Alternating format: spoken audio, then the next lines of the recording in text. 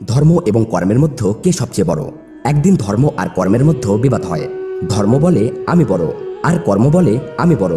তাদের দুজনের মধ্যে বিবাদ এতটাই বেড়ে যায় যে তারা ন্যায় পেতে দেবতাদের রাজা দেবরাজ ইন্দ্রের দরবারে এসে পৌঁছায়।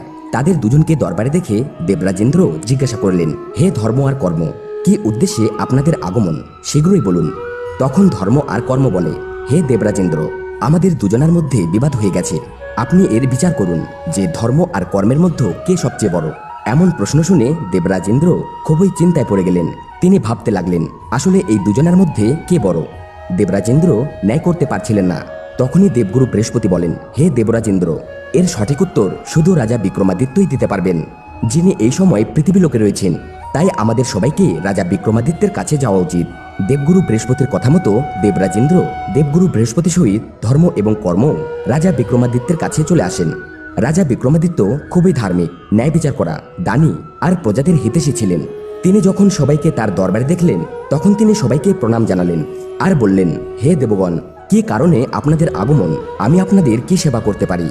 দেবরাজ ইন্দ্র বললেন, হে রাজা, আমি এক সমস্যায় আছি, আপনি দয়া করে বলুন যে ধর্ম আর কর্মের মধ্যে কে বড়। রাজা বিক্রমাদিত্য কিছুক্ষণ চিন্তা ভাবনা করে বললেন, হে দেবগণ, এর উত্তর পেতে আপনাদের সবাইকে আমার সাথে এক বনে যেতে হবে, তবে আপনারা এর উত্তর পাবেন। তৎক্ষণাৎ সবাই বনে পৌঁছালেন। বনে পৌঁছানোর পর রাজা বিক্রমাদিত্য ধর্মকে জিজ্ঞাসা করে, হে ধর্ম, তুমি বলো যে তুমি কিভাবে বড়। ধর্ম বলে, হে রাজা, আমি যদি ঘুমিয়ে পড়ি তাহলে এই সংসারে অত্যাচার বেড়ে যাবে, তাই আমি বড়। এরপর রাজা বিক্রমাদিত্য কর্মকে জিজ্ঞাসা করে, হে কর্ম, তুমি বলো যে তুমি কিভাবে বড়। তখন কর্ম বলে, হে রাজা, আমি এই জন্য বড়, যদি আমি ঘুমিয়ে পড়ি তাহলে এই সংসার চলতেই পারবে না। রাজা বিক্রমাদিত্য মনে মনে কিছু ভাবছিলেন। তখনই তিনি এক ব্যক্তিকে হেঁটে যেতে দেখলেন। তখন রাজা বললেন, হে কর্ম, তুমি ওই ব্যক্তিকে গিয়ে জিজ্ঞাসা করো সে কোথায় যাচ্ছে, তাকে সৎপথে কর্ম করাও, আর তুমি তোমার চমৎকার দেখাও। তখনই ধর্ম বলে উঠল, হে রাজা, আমি ওই ব্যক্তির ধর্ম হই, অর্থাৎ আমি ঘুমিয়ে পড়ছি, কিন্তু আপনি কর্মকে ওই ব্যক্তির কাছে পাঠিয়ে দিন। এই বলে ধর্ম ঘুমিয়ে পড়ে। এরপর কর্ম ওই ব্যক্তির কাছে চলে আসে, এসে বলে, হে মানব, তুমি কোথায় যাচ্ছ। ব্যক্তিটি বলে, আমি আমার গুরুদেবের দর্শনে যাচ্ছি। তখন কর্ম বলে, হে মানব, আমি তোমার কর্ম হই, চলো আমিও তোমার সাথে যাব। আজ তুমি তোমার গুরুদেবের কাছে ভালো এক বরদান চেয়ে নেবে। ওই ব্যক্তি খুবই খুশি হলো আর গুরুদেবের দর্শন পাবার জন্য ব্যাকুল হয়ে পড়ল। বন্ধুরা, ধর্ম ঘুমিয়ে পড়ায় ওই ব্যক্তির ভিতরে থাকা জ্ঞান ধীরে ধীরে কমতে থাকে। এরপর যখন ওই ব্যক্তি গুরুদেবের আশ্রমে চলে আসে, তখন গুরুদেব ঘোর তপস্যায় লীন ছিলেন। ওই ব্যক্তি গুরুদেবকে জাগানোর জন্য অনেক চেষ্টা করে, কিন্তু গুরুদেবের ধর্ম ঘুমিয়ে পড়েছিল, সাথে শুধু কর্মই ছিল। অনেকক্ষণ হয়ে গেলেও যখন গুরুদেব ধ্যান থেকে বেরিয়ে আসলো না, তখন ওই ব্যক্তি তার গুরুদেবকেই লাঠি দিয়ে মারতে শুরু করে দেয়, অর্থাৎ তার কর্ম করা শুরু করে দেয়। কারণ ওই ব্যক্তির ধর্ম ঘুমিয়ে পড়েছিল, যার ফলে তার কর্ম অত্যাচার আর হিংসায় পরিবর্তন হয়। বন্ধুরা, যদি ধর্ম না থাকে তাহলে কর্ম তো হবে, কিন্তু খারাপ কর্ম হবে।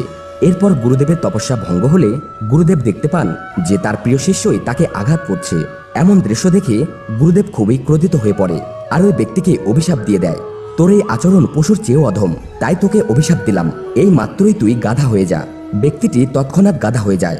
তখন ওই গাধারূপী ব্যক্তি দ্রুত রাজা বিক্রমাদিত্যের কাছে চলে আসে, এসে বলে, হে রাজা, আমি কর্ম হই, আমার ক্ষমতা এতটাই যে আমি ওই ব্যক্তিকে গাধা বানিয়ে দিয়েছি। এরপর রাজা বিক্রমাদিত্য ধর্মকে জাগালেন আর বললেন, হে ধর্ম, এখন তুমি যাও আর তোমার চমৎকার দেখাও। ধর্ম তখনই ওই গুরুদেবের কাছে চলে আসে, যার ফলে গুরুদেবের ধর্মের জ্ঞান হলো। তখন গুরুদেব বুঝতে পারলেন যে আমার দ্বারায় অনেক বড় ভুল হয়ে গেছে। গুরুদেব খুবই দুঃখী হয়ে পড়লেন আর বলতে লাগলেন, হে প্রভু, এ আমি কি করলাম, আমি অজ্ঞানে আমার প্রিয় শিষ্যকেই অভিশাপ দিলাম। বন্ধুরা, এরপর ধর্ম গাধারূপী ব্যক্তি ও তার স্ত্রীর কাছেও চলে আসে। তখন ওই গাধারূপী ব্যক্তি ছুটে বাড়ির দিকে যায়।